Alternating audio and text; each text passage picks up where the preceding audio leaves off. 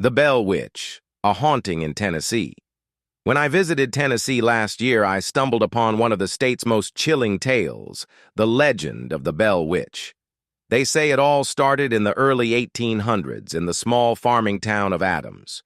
John Bell, a respected farmer, moved his family to a quiet homestead, hoping for a peaceful life. But what awaited them was anything but peaceful. The trouble began innocently enough, odd knocking sounds on the walls of the house.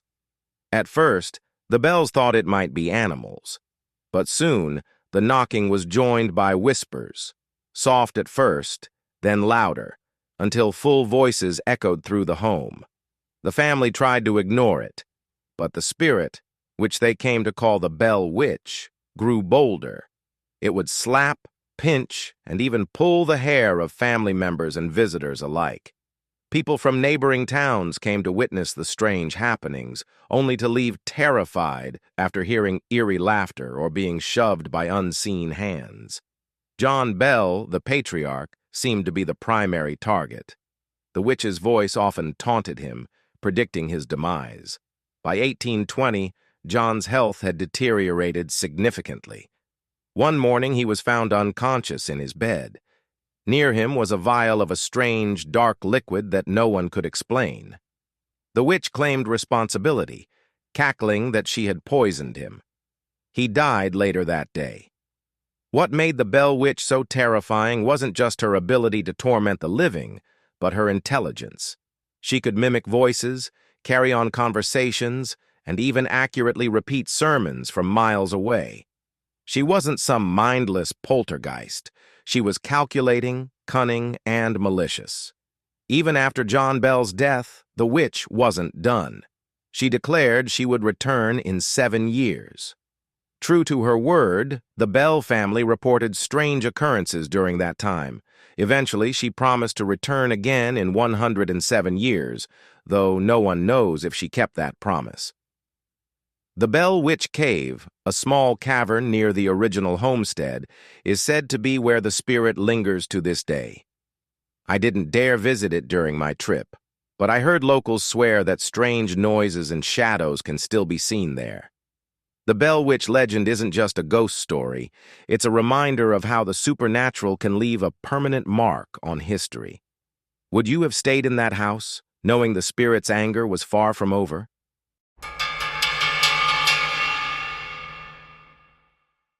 The Moth Man of Point Pleasant, West Virginia.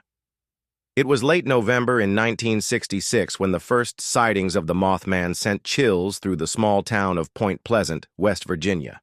I had always considered myself skeptical of such tales, until I saw it myself.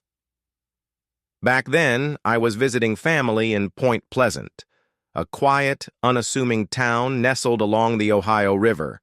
The locals spoke in hushed tones about a winged figure with glowing red eyes, said to have been seen near the abandoned TNT area, a former munitions plant from World War II. I dismissed the stories as small-town lore, exaggerated for entertainment. That was until I decided to take a drive one chilly evening. The night was unusually still, the kind of silence that amplifies every crunch of gravel under your tires. As I neared the TNT area, the road became enveloped in mist. My headlights barely pierced the dense fog, but then I saw it. A towering figure in the middle of the road. At first, I thought it was a large bird, but as I slowed the car, the figure turned. Its eyes, glowing an intense, piercing red, locked onto mine. The creature stood at least 7 feet tall, with enormous, bat-like wings folded against its back. I froze, unable to comprehend what I was seeing. Before I could react, the creature spread its wings with a sound like rustling canvas and launched itself into the air. It didn't fly away, though. It hovered, circling my car as if studying me. My heart pounded as I fumbled to put the car in reverse, but my foot slipped on the pedal. In that moment of panic, the creature let out a sound, something between a screech and a low hum, that rattled the windows. Finally, I managed to reverse, tires spinning on the gravel. As I sped away, the creature followed, its glowing eyes fixed on me. It stayed just above the treetops, its massive wings carrying it effortlessly through the air. I didn't stop driving until I reached the safety of town. When I recounted my story to the locals, their faces turned pale. They told me about the Silver Bridge collapse that occurred not long after the first sightings of the Moth Man. 46 people lost their lives when the bridge, connecting Point Pleasant to Ohio, gave way during rush hour. Many believed the Moth Man was a harbinger of doom, appearing as a warning of impending disaster. I never returned to the TNT area after that night. Whether the Moth Man is a protector or a harbinger of destruction remains a mystery. But one thing is certain. Whatever I saw that night wasn't of this world.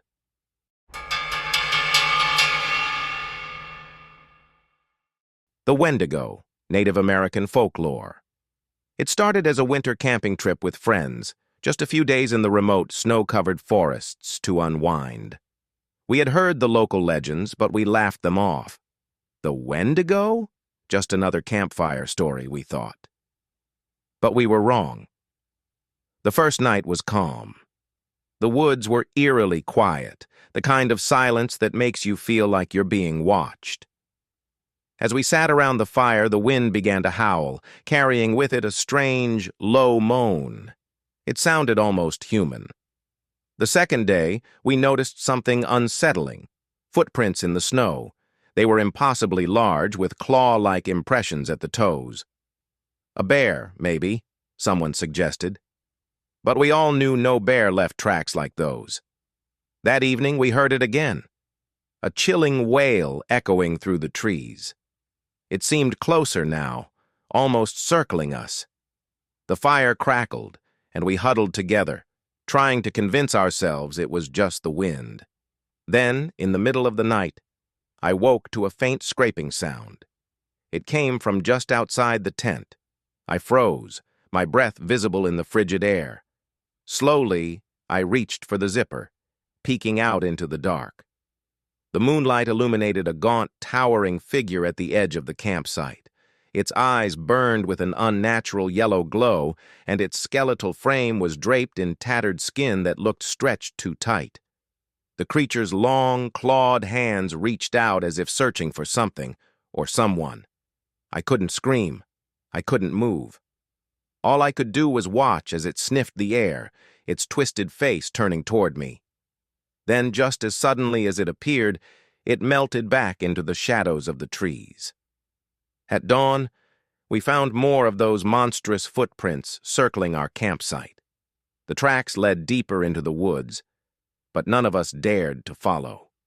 We packed up in terrified silence, eager to leave those cursed woods behind. To this day, I still hear that haunting wail in my nightmares. The Wendigo wasn't just a legend. It was real, and it was hungry.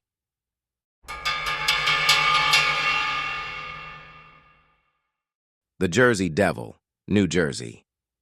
When I moved to New Jersey, I thought the Pine Barrens were just a forest, nothing special. My friends warned me about the Jersey Devil, but I laughed it off. A goat-headed creature with bat wings and a forked tail. It sounded like something out of a bad horror movie, but that was before I saw it with my own eyes. One chilly evening, a few friends and I decided to explore the Pine Barrens. The woods were dense and eerily quiet, save for the crunch of leaves underfoot. As the sun dipped below the horizon, the forest grew darker and the air felt heavier. We joked nervously about the Jersey Devil, but deep down, I think we all felt it. That creeping sense that something was watching us. About an hour in, we stumbled upon a clearing. It looked unnatural, like the trees had been pushed back to make space for something. In the middle stood a circle of old stones, charred black, as if someone had lit a massive fire there long ago. One of my friends dared me to step into the circle, and not wanting to seem like a coward, I did. The moment my foot touched the ground inside, the wind picked up, howling through the trees like a scream. Then we heard it, a blood-curdling screech that echoed through the forest. It wasn't a bird, and it wasn't an animal I could recognize. It was something else, something wrong. We shone our flashlights wildly, trying to find the source of the sound. That's when I saw it. High in the trees, just beyond the light's reach, were two glowing red eyes staring back at us. My heart raced as a shadowy figure spread enormous bat-like wings and leapt from branch to branch, coming closer. "Run!" someone shouted, but I couldn't move. I was frozen, staring at the creature as it emerged into the beam of my flashlight. It was hideous, a twisted combination of goat and dragon with a forked tail that lashed the air like a whip. It let out another ear-splitting screech and lunged forward. That broke the spell. We sprinted back the way we came, branches tearing at our clothes and faces. The screeches followed us, growing louder and closer. I swear I could feel its breath on my neck as we finally burst out of the woods and into the parking lot. We jumped into the car and sped away, not daring to look back. To this day, I can't explain what we saw. Locals say the Jersey Devil has haunted the Pine Barrens for centuries, born of a cursed family and dark rituals. All I know is, whatever it is, it's real, and it's out there.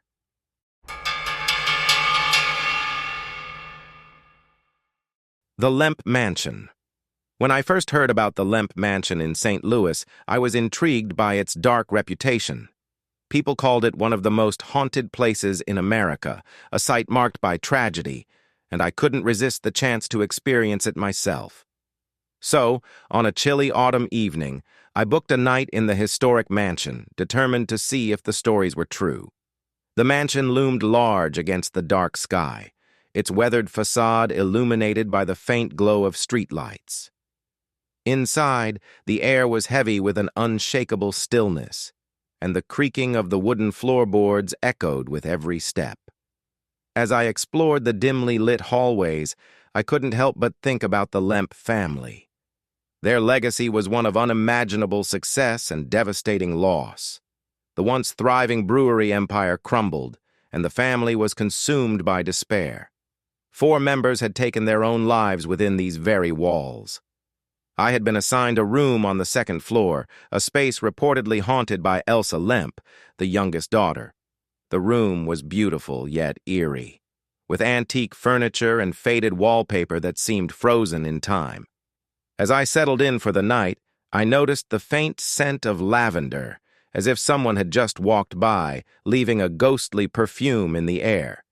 At around midnight, the atmosphere changed. The temperature dropped sharply, and the sound of faint sobbing drifted through the hallway. At first, I thought it was another guest, but when I peeked out the door, the corridor was empty.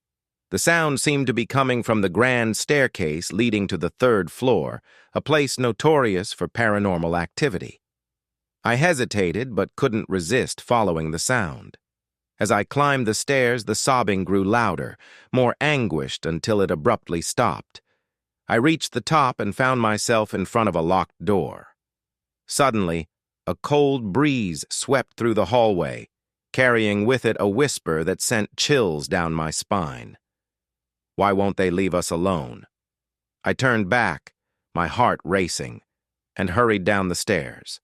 When I reached my room, I noticed something I hadn't seen before, a photograph on the nightstand of the Lemp family, their faces solemn and shadowed.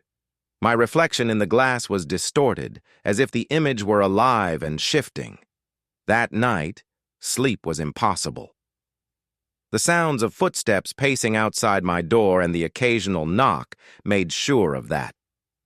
At one point, I glanced toward the corner of the room and saw a faint figure, a woman in a flowing gown, her face obscured by shadow. She stood motionless, staring in my direction before vanishing into the air.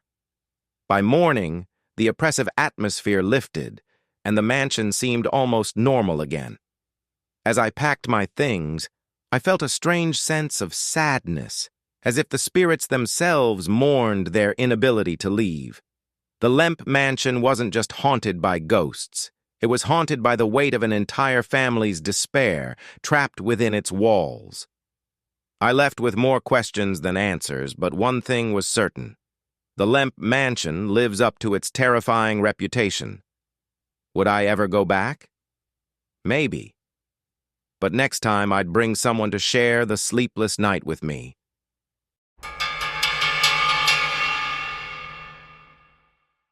Blackeyed Children. It happened one cold, quiet evening as I sat alone in my living room. The wind rattled the windows, and the only sound was the soft hum of the TV. It was a night like any other, until I heard a knock at the door. At first, I thought it might be the neighbor needing help, but when I glanced at the clock, it read 11:43 p.m., strange time for a visitor. The knock came again, slow and deliberate, sending a chill up my spine. I hesitated before peeking through the peephole. 2 children stood on the porch, a boy and a girl, maybe 10 or 12 years old.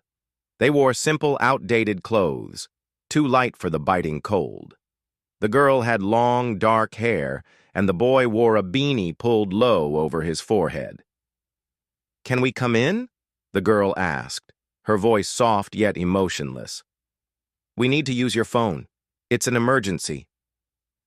I couldn't explain why, but something about them felt off. Their heads tilted ever so slightly, as if they were studying me, waiting. "Where are your parents?" I asked, trying to sound firm. "They'll come for us soon," the boy replied, his voice eerily calm. "Please let us in." My instincts screamed to shut the door, but I couldn't look away. That's when I noticed their eyes, pitch black, with no whites or pupils, like voids staring straight through me. My heart raced. "I'm sorry," I stammered. "I can't help you." The girl's expression didn't change. "We can't come in unless you invite us," she said, her tone flat but insistent. I slammed the door, locking it and backing away. My breath came in short, panicked gasps. The knocking resumed, louder now, almost rhythmic, as though they knew it was only a matter of time before I gave in. "Let us in," they chanted together, their voices rising in unison. I turned off the lights and crept to the back of the house, phone in hand, dialing the police. As I explained the situation, the knocking suddenly stopped.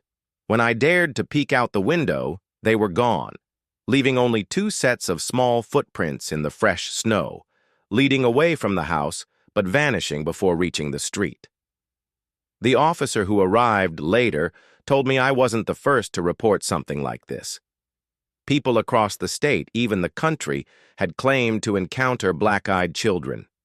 The stories were always the same: requests to be let in, an overwhelming sense of dread, and their sudden, unexplained disappearance. To this day, I don't know what they were or what might have happened if I had let them in. But I've learned one thing. When the night grows quiet and you hear a knock at the door, think twice before answering. Some invitation should never be accepted.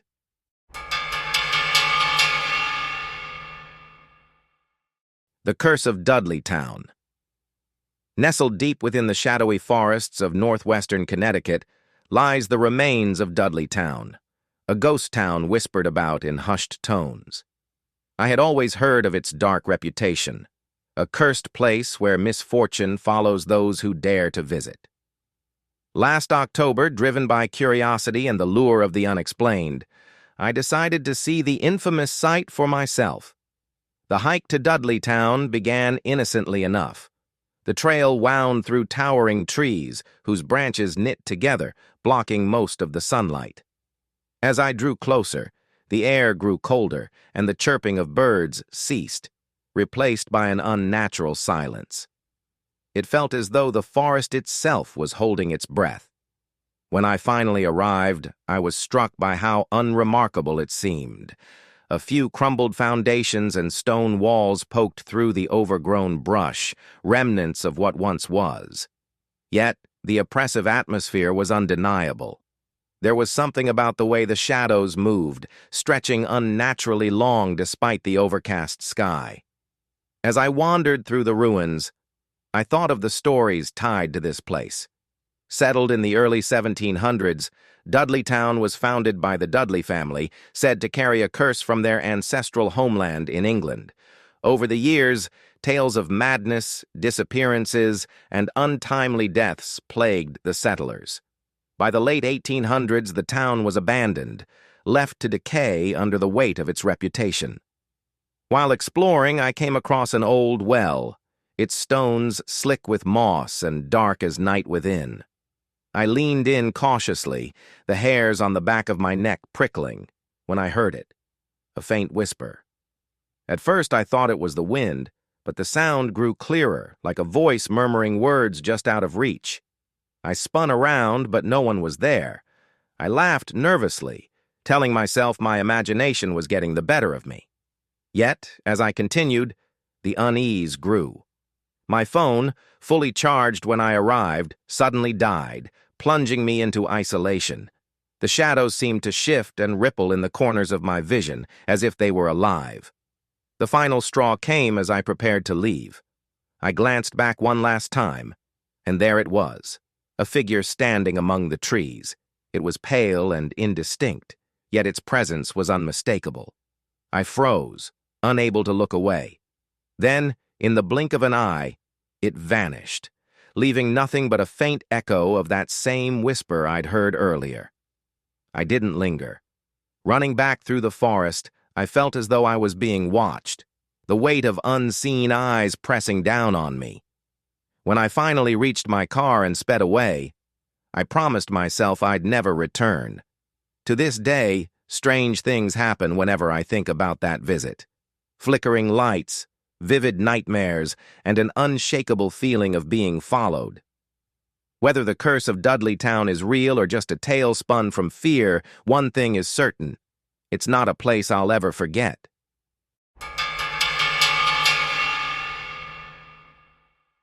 Skinwalkers, the haunters of the desert.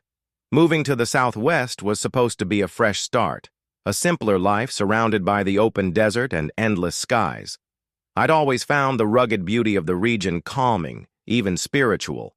But that peace was shattered the night I learned about the creatures that dwell in the darkness, the skinwalkers. It started on an ordinary evening. I was sitting outside my modest home, watching the sunset paint the desert in deep oranges and purples. The air was still, save for the occasional rustle of sagebrush in the wind. My neighbor, Ben, a Navajo elder, had warned me about staying out too late in the desert. "There are things out there," he'd said gravely. "Things that don't belong in the world of the living." At the time, I dismissed his words as superstition. But that night, as the sun dipped below the horizon, I started to understand. The first sign was a distant howl. Not like a coyote or any animal I'd heard before. It was long, guttural, and unnervingly human. I tried to convince myself it was just the wind, but deep down, I knew better. Then came the sound of movement. Slow, deliberate footsteps crunching across the rocky ground, far too heavy to be a small animal.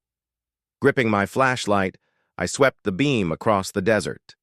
The pale light flickered across scattered bushes and jagged rocks, but then it caught something. Eyes. Bright yellow eyes reflecting the light, unblinking and predatory. They were set too high to belong to a coyote, and the shape they rested in was all wrong. The creature stepped forward, and my stomach turned. It stood on all fours, but moved unnaturally, its limbs bending as if it had once been human, but forgotten how to walk properly. Its fur was patchy, its face grotesquely distorted, somewhere between man and beast.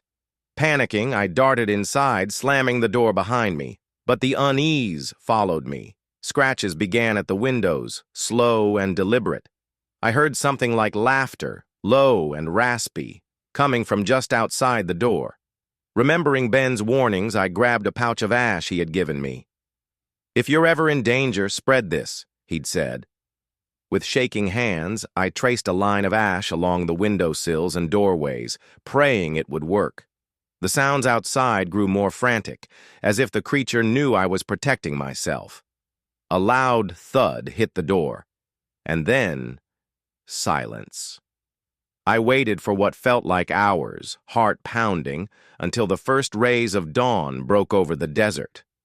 When I stepped outside, the ground was covered in claw marks and strange bare footprints that ended abruptly, as if the creature had vanished into thin air. I no longer dismissed the warnings about the desert. Out there in the vast and empty spaces, there are things older than memory, things you don't want to encounter. The skinwalkers are real, and they are watching.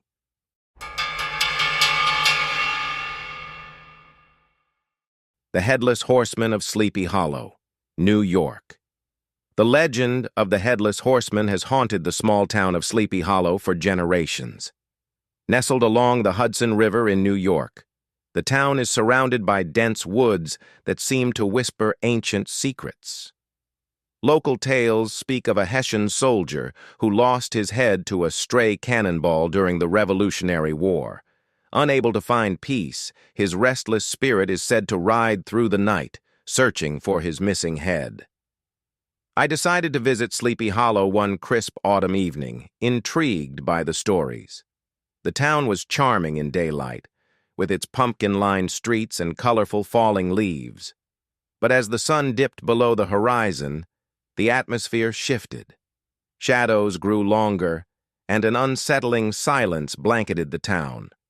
Locals warned me to avoid the old Dutch church and its adjacent cemetery after dark. Naturally, curiosity got the better of me. Armed with only a flashlight, I made my way through the quiet streets and into the woods. The path to the cemetery was lined with gnarled trees, their twisted branches clawing at the sky like skeletal hands. The cemetery was eerie, yet beautiful, its ancient tombstones bathed in moonlight. A cool wind rustled through the leaves, carrying a faint scent of damp earth and decaying wood. Suddenly, the sound of hoofbeats echoed through the still night. At first, they were distant, almost imperceptible. But they grew louder, more deliberate, each thundering beat resonating in my chest. My flashlight flickered, plunging the cemetery into darkness. Panic rose in my throat as the hoofbeats closed in. Then I saw him, mounted on a massive black horse that seemed to materialize from the shadows. The rider was clad in dark, tattered garments, his shoulders broad but headless. In his gloved hand, he carried a gleaming sword, its blade catching the pale light of the moon. The horse reared, its eyes glowing an unnatural red, and the rider pointed his sword toward me. Frozen with terror, I stumbled backward, tripping over a weathered gravestone. The figure urged his horse forward, its powerful hooves pounding the earth as it charged. Just when I thought I was done for, the rider suddenly veered away, disappearing into the woods as quickly as he had appeared.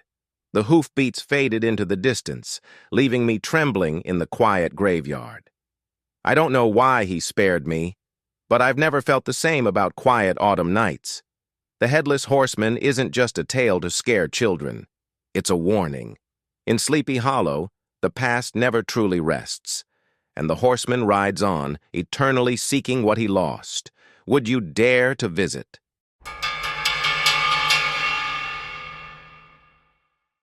The Devil's Tramping Ground.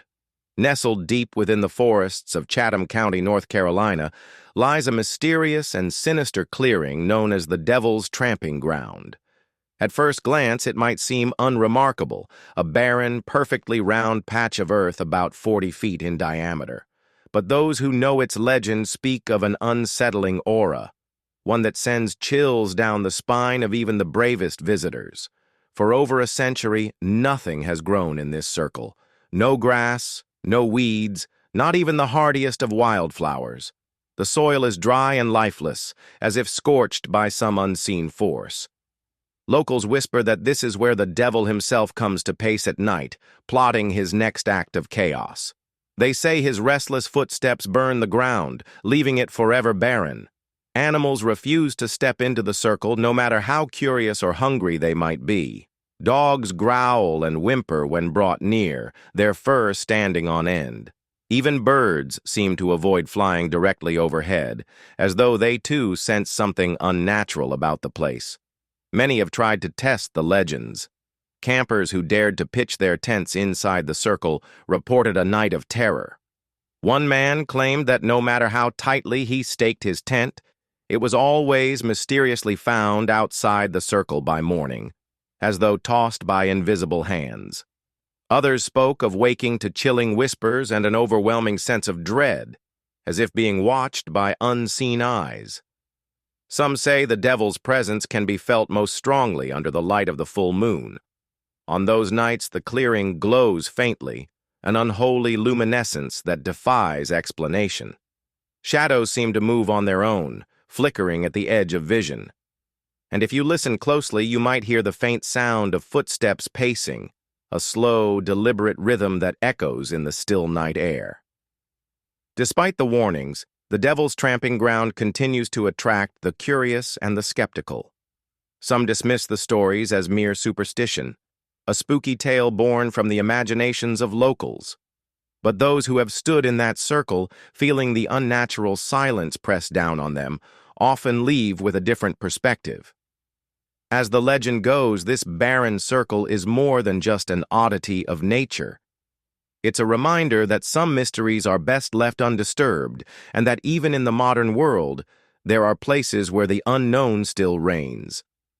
If you ever find yourself wandering the forests of Chatham County, tread carefully. The Devil's Tramping Ground waits, its secrets buried in the lifeless soil.